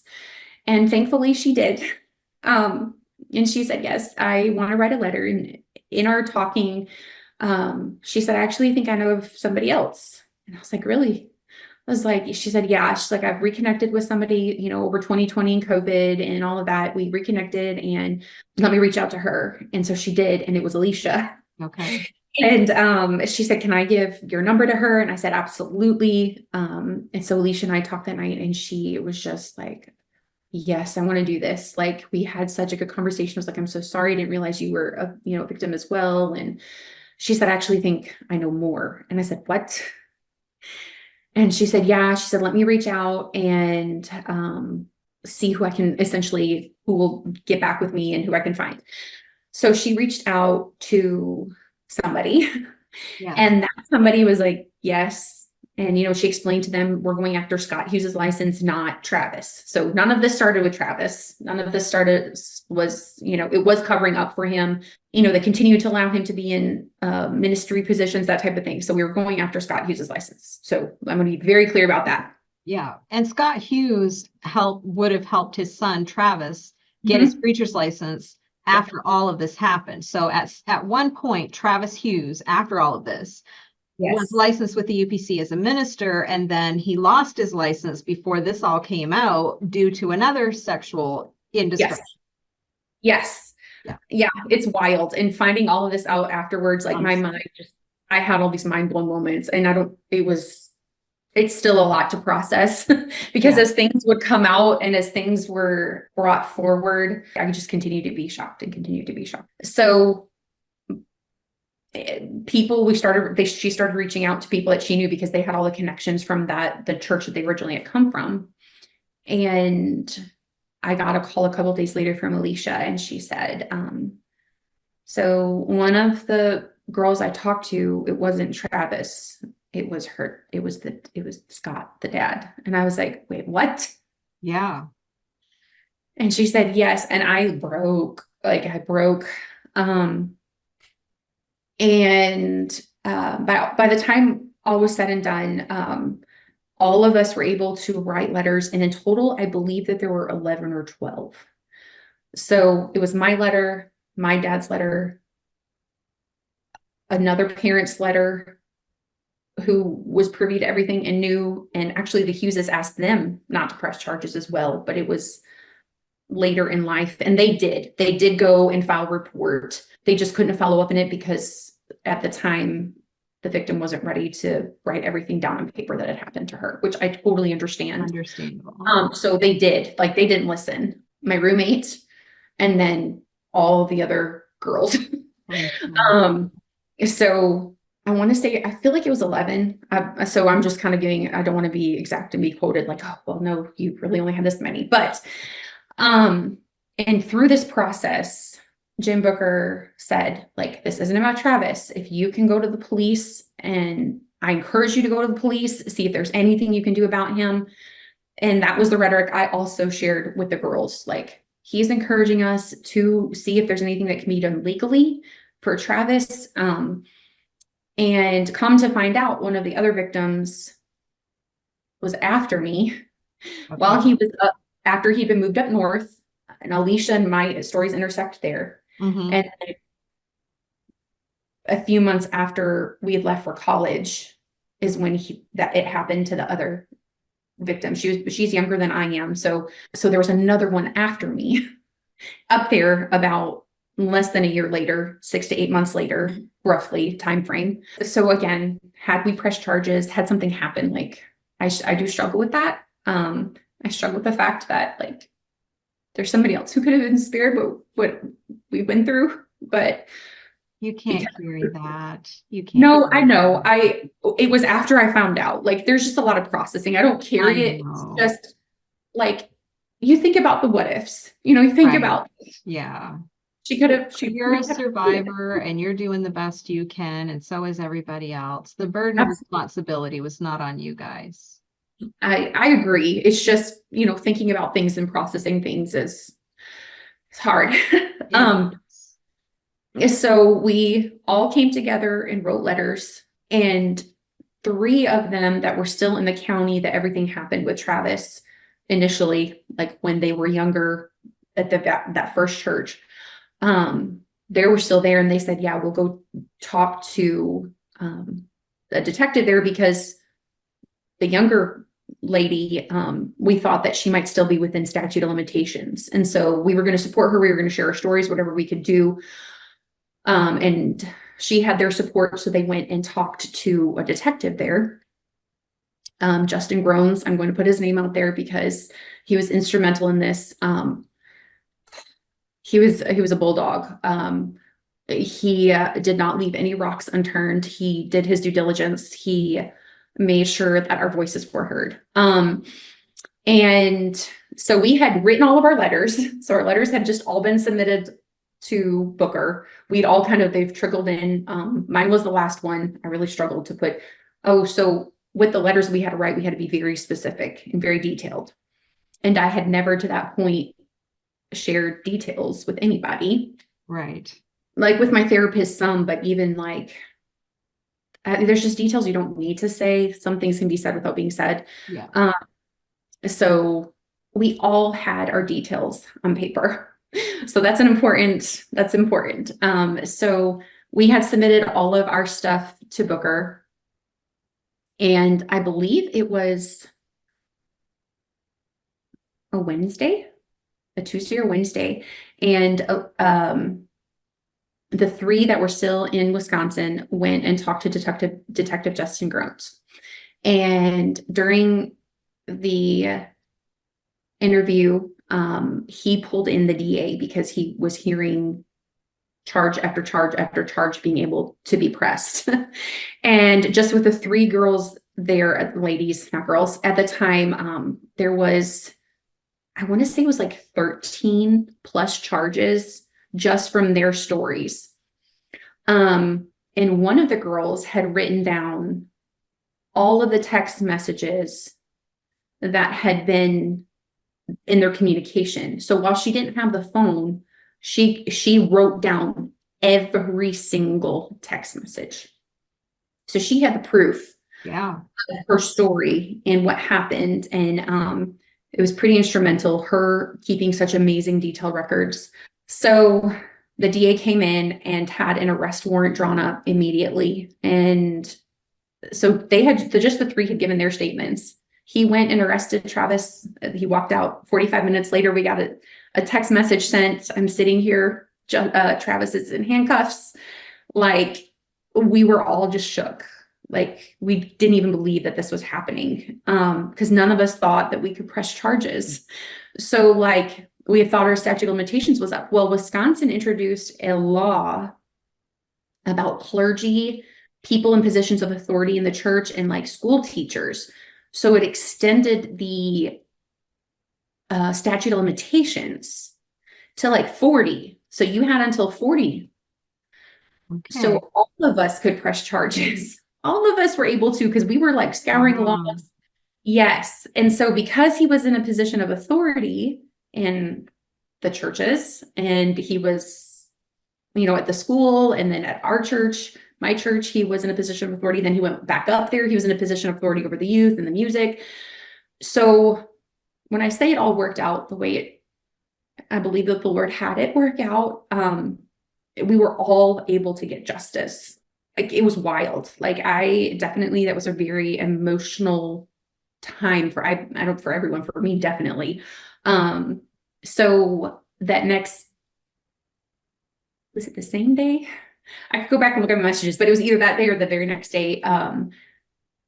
Jim Booker had talked to, he was in St. Louis actually, when he had received everything, and asked David Bernard, like, what do I do? Like, this is serious, and was asking his guidance. And he said, normally they would present everything in person. Like, he was going to drive up there, show him, this is the evidence. What do you want to do? Do you want to let your license go, or do you want to move forward with the judicial procedure? Yeah. And David Bernard said, no, you just need to call him. Like, this is serious. And so he called Scott and said, he didn't even tell him all the letters he had. He just said, I have letters from me and my dad and then my roommate. And this is what they're saying, that, you covered up for Travis and asked them not to press charges. And what do you want to do? And he relinquished his license right then and there. Yeah. So we had an arrest. We had, Travis was arrested, Scott lost his license, and then Justin was able to talk to the other victim from Scott and was able to press charges against him. He was arrested that evening. So within that couple of days, all of that happened very quickly. Our heads were reeling. And then they put out like a Facebook, just, they didn't say what they were charged with or anything, just we're looking for more information. They've been arrested if you have anything. And that's when another victim came forward for Scott. So I'm very thankful that Langley County did put out a Facebook thing, because you don't know until you don't know what's happening. There is power in social media for sure. Absolutely. And then another victim came forward for Travis. So through that, and it was wild. And then so that whole process started and obviously ended with Travis is serving 25 years. He has to serve 15 with no possibility of parole. He comes up for parole, but he's not going to be eligible. He has to start how Wisconsin does their sentencing. So he's definitely serving 15 years. 25 is the most that he can serve, or I don't know exactly how to word that. This was because he took a plea deal. Yes, it is because he took a plea deal. We thought we were going to trial. In fact, we were all prepared to go to trial. We actually had trial rescheduled a couple of times in both Fond du Lac County and Langley County. So there were two separate counties that charges were. So my charges were in Fond du Lac County and everybody else was in Langley County. Both trials were like back to back. They were going to be back to back. But the judge had approved for me to testify for the girls in Langley County, the ladies, and I keep calling them girls, I'm sorry, Langley County. So my story could be entered to support the timeline there. Yeah. And then the judge in Fond du Lac approved for all of them, all 6 of them, to testify on my behalf, which was a huge win because it was just me and my word, and like my dad could back up that. Yeah.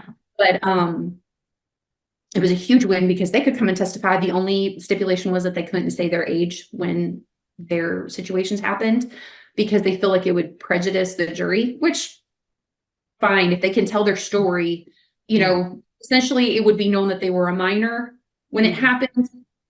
Just because I was older, they were younger, and the judge felt like with them being so much younger, it would have prejudiced the jury and whatever. I get it. It's the legal system. It's frustrating. Yeah. But still their testimony establishes the pattern. Yes, exactly. So we had those really big wins kind of back to back. And I think they realized that, I mean, this is just my assumption, is they realized like, okay, everybody gets to testify for everybody. Yeah. It's going to look good for Travis. Yeah. Yes. So, and there was a possibility of a lot of years versus, yes. Yeah.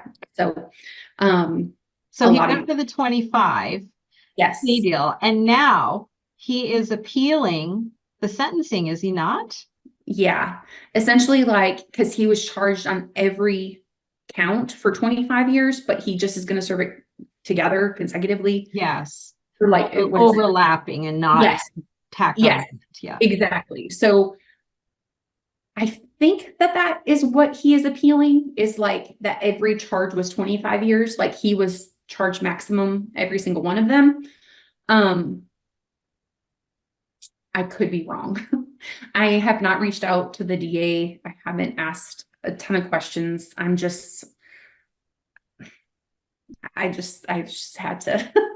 Yeah, there's a point where you've exhausted yourself emotionally and you need to recoup. Yes. So his sentencing was in June, end of June. Mm-hmm. And we all attended that and all gave victim impact statements. And I'm so proud of every single one of them. The judge made a point of saying how impactful all of the statements were. And the DA told us afterwards, she said, he's never said anything about victim impact statements in court. She said, so you really must have impacted him. Wow. So that was like, that's what we wanted. We wanted our voices to be heard. Yeah. we were heard by the detectives and the DA, like they believed us, you know, obviously, but like it's there. Like we're here to tell you how this has impacted us. Yeah. That was interesting. There was very few people that showed up for his side. A lot of the ladies had family locally, and so there was a very good showing behind us from our spouses' family. There was one couple that I'm not going to call their names or anything, but there was nobody that showed up from the UPCI as far as like any board members or anything like that. That was wild. I did think that there would be some show of support. Especially since this had been the shame of the Wisconsin district for so long. There had been ministers involved. Ministers had known he'd moved around, and Yes. Jim Booker knew you had reached out and contacted him, so he knew he had been a big part of meeting with Yeah. Scott Huse to remove his license. And then when the trial happens, for all the UPCs talk about taking these things more seriously and wanting to learn and to hear victims and support victims, this was the biggest scandal, I think, that the UPC has ever had. I mean, it's a father and son both, right? Those cases are tied, and nobody from the UPC showed up. No. No. That's So weird. it was a little like I was hoping, like I had some hope, but it just wasn't. And there was one couple who showed up in our support that actually put money towards those of us who had to travel. They gave a lump sum and said, split it however you need to. It's for travel expenses, whatever.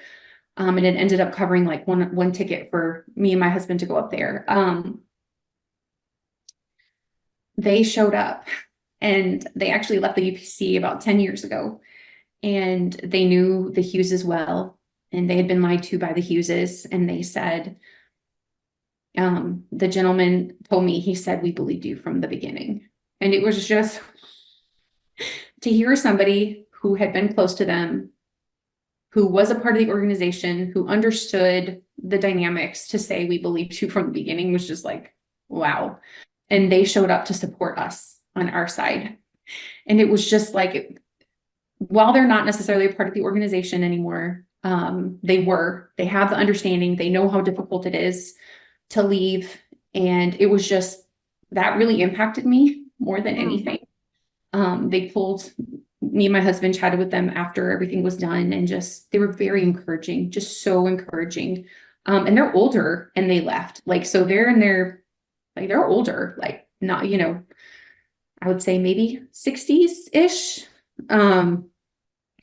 maybe late 50s, early 60s. So, you know, they just left not long ago. And I'm like, so they know, like, they were in this, he was a licensed minister, like, they know. And that definitely impacted me in a very positive way, just seeing Christians act like Christians. And they said, like, we wanted to put our money where our mouth was. Right. We're going to help you get up here for whatever, whether it was the trial or the sentencing or whatever you needed to do. Like, we wanted to help. And it just was, I was like, wow, like true Christianity on display. Like, I don't know how else to say it. So it was hard because his sister spoke on his behalf. Travis's sister did. And she had been friends with all of us. Like, she was my dorm mom. She, you know, we all had some sort of relationship with her. And that was hard. That was really hard. Like, she was raving about everything that he is. And, you know, he's a good dad and husband. And he was the class president of his college, but she didn't say, like, oh yeah, well, he was kicked out. So like, we were all sitting there like, but we know the truth. So, and then he proceeded, he gave a statement off the record, which I was a little, I don't know why it went off the record. I wish it would have been on the record, but essentially he said, he got better. So after, kind of backing up a little bit, so after me, he went up north, there was another victim. And it was after that victim that he went to this like sex rehabilitation camp. Not camp, sorry, probably like, yeah, it was in Kentucky. So it was like some I don't know, conversion therapy, something. It was some sort of therapy that supposedly he paid for. And he said he was all better after that. And that nothing else happened after that. And while there's no charges, and obviously it's like hearsay, or not hearsay, like there has been other things that have come out. I wholeheartedly believe that there were more victims in Maine. Oh, I wholeheartedly believe there were too, because I heard from somebody involved in all of this that someone reached out to them, I think after his sentencing and possibly after Alicia's interview went public, from Maine, who was, but I don't think this person would ever. Yeah. So And that's go through it, yeah. and come forward and testify and be, yeah. Yes. And I understand that it is a huge thing. So if there is anybody who was a victim of his from Maine, just know like justice has been served. And I hope that you find rest in that. Yeah. And that we share your story and that we know what you've been through. You're not alone. You're not. And I think like through all of this, like having the girls in the group has been vital in our strength, their strength in numbers, to move forward and to let our voices be heard. I hate that he continued, like, because he didn't, in his statement, he said, you know, after I went to this camp, like I was better, I was rehabilitated. And we're like, no, you weren't. Like, you're lying. Like, and I thought it was on record. I'm like, you're lying on record. Like, but then it wasn't on record. So I'm like, okay, well, whatever. But, yeah, because he had an affair in Maine. We know that. Like, That's when he lost his preacher's license. that's when he lost his license. That's why he lost his license. Yeah. And then like he was over youth again. Like he was just continually put into a position. And I think that is what is so frustrating is like they want to keep up the image. It's the image. And that is what has been so difficult about this whole situation, especially in Wisconsin district, is that the Huses had such a good image and they're very charismatic people, very charismatic, like very outgoing and happy and like, oh, they're just, you know, the best thing since sliced bread. Like everybody loved the Huses. Like that is and so when this came out, the backlash, it was like, I have friends still in the district. I had some friends share a post. I asked, you know, please share, because I have friends that are still in that district. Who knows? Maybe I have friends that were hurt by him too from there. I don't know. But she shared and had major backlash. She messaged me privately and she was like, you would not believe, they're telling me, people are saying like, why are you sharing this type of slander? Like they're good people and this and that. And it's like, it's all about the image. Like just because somebody, you know, is charismatic and outgoing and they're good to you and you know nothing but good doesn't mean that's what they are all the time. Right. So there was huge backlash. In fact, somebody I'm connected to told me that they were essentially kind of shunned because they were associated with the Huses and me and the whole case and bringing, you know, his license getting lost and all that. Like they knew and they made it very clear, well, you're associated with the Huse case, so I can't talk with you. And it's just wild to me. Like somebody in leadership in the Wisconsin district was approached by a congregant and asked about it and said, what is going on with this? Do you believe it? And the pastor's wife said, well, it was just probably, you know, like they just held hands or something and she didn't want it or what, like totally downplayed everything with no knowledge of what happened. And I'm like, I would love for an apology from that person. Yeah. Public apology saying I was wrong. Like he is now sitting in prison. So no, it wasn't just him holding hands too long. Golly, like what? I mean, if you're going to diminish the story of people publicly, then you can apologize publicly and say, I was wrong about that. 100%. That doesn't happen. No. And anybody in support of him and that was vocal, like, where are you? Like, where are you now? What do you have to say? Where's your voice now? You used your voices before. Why so quiet? Very publicly. And Scott Huse is still, he hasn't faced trial or anything like that yet. So his case is still under coming. Yeah.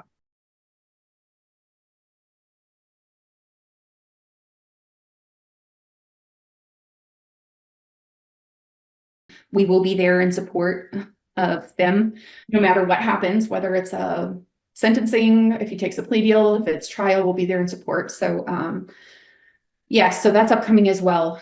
He is, innocent until proven guilty. I'm just telling my story. This is not, it's just the events and how they happened. And were his victims associated with the church? Like, was that with their church school up Yeah. where they had a private Christian school up there. Okay, I'm just going to stop this right now, and I'm going to make a public appeal. If you are a UPCer in that area, if you are connected with the victims of that case, if you ever attended his church, if you are a licensed UPC minister in that area, and Jim Booker, I'm talking to you, please. I get it. Sometimes people drop the ball. People don't realize how important a situation, their support would be in a situation. But this is upcoming. This one hasn't happened yet. And so you all can show up, sit with the victims, sit with their families, and show that the UPC does take these things seriously, that they support survivors, and that they have the love of God towards these people. So that's my challenge right there. Yes, thank you. You have an opportunity, and I hope it's taken. I would love to see that. And that has intersected with our exit as well. Yeah. So 22 is kind of when everything took off, and then the beginning of 23 is when we exited. And through all of that, before that, 2020, like the Lord just started showing us so much. I can't even go into all of it, and I won't. If anybody would love to contact me, I am here. I have had many hours and hours of conversations with people asking our story. I would love to share it in detail. I'm here, an open book. We have 4 kiddos, so that made it, as God was showing us things, there was so much for like, but this is all we've known, and I know I shouldn't have been worried about this, but I did have in the back of my mind, like, people are going to think we're leaving because of this Travis Huse thing. They're just going to associate it with, oh, she's hurt, she's bitter. That's not at all. I actually, through therapy, had forgiven Travis many, many years ago. So forgiveness had come long ago. And none of what happened going after Scott's license, pressing charges, none of that was from a place of bitterness, of wanting to get revenge. It was truly just wanting to hold somebody hold them accountable. It was righteousness. It was protection and prevention. Yes, 100%. Justice, yeah. Like, we didn't leave because we were bitter. So I'm going to kind of answer that question. Yeah, now. I always ask that one. I was hoping you were your not bitter hat. But we did not leave because we were bitter. We did not leave because we were hurt. We did not leave because of anything. It was truly what the Lord had been showing us, and we just followed that. So so that kind of all intersected at the same time. That was interesting. It's been beautiful to see how the Lord has just kept us and sustained us. The rhetoric is, if you leave, your kids are going to suffer. And you might survive, but your kids, no, there's no chance for them. Like, they're not in the truth. And that's quite the opposite. My little guy was baptized recently, and all on his own desire, like, to follow Jesus. And we haven't been in that church in over a year and a half at this point. So our walk with God is better than it's ever been. So, like, I don't know how to tell people that. And the doom and gloom fear talk about, if you leave, you're going to lose your kids. And then sometimes people who leave their kids just choose not to follow after the Lord or whatever. But the reality is, there are a lot of UPC people who kept their kids in church every service, who also choose to go their own way. Yeah. And I would say we pray for all of them. We pray for UPC kids who have walked away from God. We pray for non-UPC kids who have walked away from God, that God will just touch their hearts and stir up a love for him and bring them back. But it should never be used as an insult or a gotcha moment Yes. to hurt people who are already very grieved. We all love our children. And Yes. so I think that's probably one of the meanest things the UPC does to people who leave. Yeah. Yeah. It's been said to us, like, we left because I've always struggled with the standards. We left because we're hurt and bitter. We left because we wanted our kids to look normal like everybody else. And I'm like, no, we just left because the Lord led us. And we realized that these things were not essential to our salvation, and they're not. My hair is not essential to my salvation. How I look is not essential to my salvation. Christ alone is essential to my salvation. And I think that's one of the things, like, when we left, like, realizing, and I kind of touched on that in the beginning, our identity was so wrapped up in being UPCI apostolic, our ministry. Like, when we left, like, I don't want to say it was an identity crisis. I don't know if maybe it was, I guess maybe it was, but like, we had to truly, and we're still are, like, in trying to navigate, like, our kids to find out who they are in Christ. Like, Christ truly is our firm foundation, but finding that identity and who we are in him it's a journey, because we're so used to it being in how we look and how we act, and this like, this is how But this is easier. It's it clear. is. You just got a little list of rules, you keep the rules, as long as everybody else is okay with the way you're acting, where you're going. And I mean, if you sneak some things and nobody sees, that's fine, but you're really qualified by how other people view you, basically. Yeah.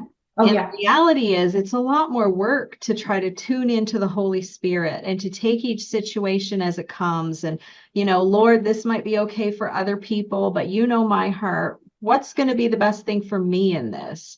And that's a lot more work than it is just doing whatever somebody else tells you to do. Yes. Yes. And I don't think people realize that. And one thing that was very not touched on a lot was the fruit of the Spirit. Oh my And goodness, yes. That's one of the biggest things that they could talk about for men, is the fruit of the Spirit. Where is your right. self-control? Instead of lusting after women and struggling with pornography and everything, where is your self-control? How are we cultivating that part of the fruit of the Spirit? Like, I mean, that's just a sermon idea for somebody. But, yeah, but 100%. we didn't. Like, we weren't taught about love and joy and peace and patience and kindness. Like, we were taught about Acts 2:38 and standards. Yeah. Like that's what's gonna get you to heaven, and that's it. And I'm like, but it's so much more. And for me, I actually had a dream, a very vivid dream, and I'm not one into this, so please understand, like, I'm not like ooky spooky, but I had a dream about 15 years ago that I was going to heaven with all of these people that I had considered backslidden, according to the UPCI standard of backslidden. People that had left our church that I knew. So it was people I had known that I had considered from my childhood all the way up. And we were all going to heaven. And I was looking around and was like, you're going to heaven with me? Like, we're all going to heaven together? And like, the eastern sky was split and it was beautiful. And like, it was just this very vivid dream. And I don't remember dreams either. So like, but like, it was a moment of like, it's not just the UPCI Acts 2:38 people going to heaven. It's all these people that I had damned to hell because that's what I was told to do. Mm-hmm. And that was also a little bit of a starting point for me of like realizing, like, it's not just my little world that's going to heaven. Like, but how do you translate that and how do you work through all of that? So I was never of the impression that, we were the only ones going to heaven, but that is what is taught. And I'm not sure what they do with the rest of history. Has been whatever, the early 1900s. I'm not sure, how they believe that.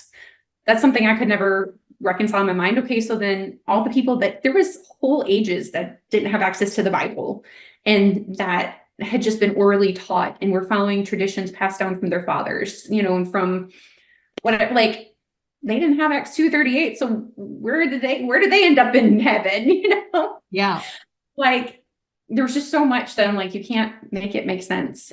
So that all happened at the same time. So it's been a really interesting couple of years for us. Yeah, so I was going to ask about that. How did people respond when you left? It was mixed-ish. We actually didn't know a lot of people that had left like we felt, and for the reasons that we felt. And it wasn't until afterwards that I found out that there's so many people on the same journey as we are. Or had been on the same journey with the very same kind of situation, God leading them out the way he had let us out. It was wild. We talked to so many people that like 2020 was their kind of, I don't know what the right word is, but like God started dealing with them in that year. Yeah. It was like he got everybody alone. Yeah, he got them out of church. Yeah. Yep, the sermon stopped. They were home a little bit. They had a chance to catch their breath, to think about things. To actually think critically instead of just sitting here with all this stuff being yelled at them every week. Multiple times a week. Yes. And so I cannot tell you how many stories I've heard of people like 2020 ours too. And I'm like, this is so wild. I still have a good bit of family in, and it's just kind of been one of those things like we just don't talk about it. I think if we begin to talk about it, that they would have to evaluate and look at scripture. And it's easier to just not look at scripture, and it's easier to not open the Bible and to say, well, that text actually doesn't really say that. We're implying things. It's been implied that that's what it says, but that's not what it says. Yeah. And having to look at something and to say, wow, I didn't see that appropriately, or, you know, that wasn't in context. Is hard, and not everybody needs to do that. I think they're taught to almost idolize their group and their apostolic identity. And so when you kind of become a gatekeeper of your tradition, you're not really a truth seeker anymore. You're just a gatekeeper of your tradition. And so anything that sounds different, you're not willing to hear it. Whereas, you know, if you are a truth seeker and someone jolts you a little, like, that's not what that verse means. You read the 2 verses before it and the 2 verses after it, and you put it in context, and you're like, you read it, you're like, oh my word, can you believe that? You know, and then you feel stupid because you're like, I mean, like, I have held this position, I have taught this, like, what? Oh, how did I not see that? You know, like, there's a humility involved in not holding all the things you've always believed so tightly that you can't be open to hearing the truth. Yes. And that is 100% correct. There has been a lot of humbling of ourselves. Yeah. As we have seen things in God's word, and like, I've honestly had to repent of like, Lord, I'm sorry that I didn't do my own digging, and that I just believed what was taught in the context it was taught. Context and historical background and all of that is not stuff that was ever taught or preached. You know, it's very topical. And so those kind of things I'm still working through, and I'm still understanding. And it has brought so much clarity to scripture when you understand, like, oh, this is the context it was talking about. And as far as like the church that we left, like, we left quietly. We didn't leave we have no ill feelings towards anybody at all whatsoever. We just felt like leaving quietly was what the Lord wanted us to do, and that's what we did. Like, we didn't have a meeting with our pastor. We didn't do any of that. The Lord was leading us to go, and we listened. The last Sunday, actually, that we were there, I'm going to tell this little story. Walking out the door, and this little lady that I talked to maybe a handful of times in the 8 years that we had been there, chased me out of church and was like, Katie. I'm like about to walk out the doors, and I didn't recognize the voice. And I turned around, and she grabs my arms, and she says, "The Lord is ordering your steps. Nothing can stand against you." And I was like, and she just turned around and walked away. And I was like, okay, Lord. And nobody knew that we were leaving. Like, it wasn't, we hadn't. You knew though. You knew it was your last Sunday. Okay. Yes, we knew it was our last Sunday. It was like the Lord confirmed as I was about to walk, because it's a scary thing, leaving something you've done your entire life, bringing your kids with you, being told essentially like, we're sending our kids to hell because we're leaving the truth, and we're walking away from the UPCI organization and that type of thing. Like, it's a heavy burden as a parent. Yes. I don't think people understand, like, they look at us and they're like, oh, they're just living the easy life. And They it's took just, the easy way out, but it's for a no, lot of us, it's very much considered and thought through before you ever walk out that door. yeah, yeah. So, I just say, I guess to bring clarity, like, it was not an easy decision, and there was a lot of prayer and a lot of research and Bible and all the things involved. And it still is, like, our journey has not ended.